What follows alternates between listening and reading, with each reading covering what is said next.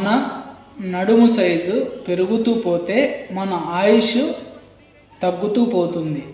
ఇది సామెత కాదు, ఇది నిజం. మన శరీర బరువు 1 కేజీ ఎక్కువగా ఉంటే అది మన 2 మోకాళ్ళ పైన 4 కేజీలంత భారం పడుతుంది. మన శరీరం కనీసం 7 కిలోమీటర్లంత ఎక్స్ట్రా దూరం ప్రయాణించాల్సి ఉంటుంది. అంత ఎక్కువ లోడ్ మన గుండె పైన పడుతుంది. ఆక్సిజన్ డిమాండ్ 250 ml మినిట్ ఎక్కువ అవుతుంది. 20% డయాబెటిస్ రిస్క్ పెరుగుతుంది.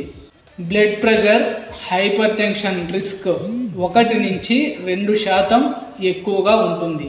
మన శరీర వయస్సు 2 నెలలు వేగంగా ఉంటుంది.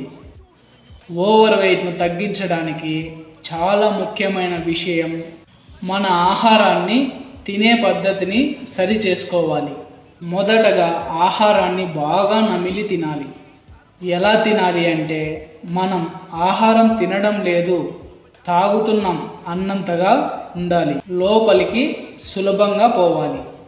ఎప్పుడైతే మనం తిన్న ఆహారం లాలాజలంతో కలుస్తుందో అది సరిగ్గా జీర్ణమవుతుంది.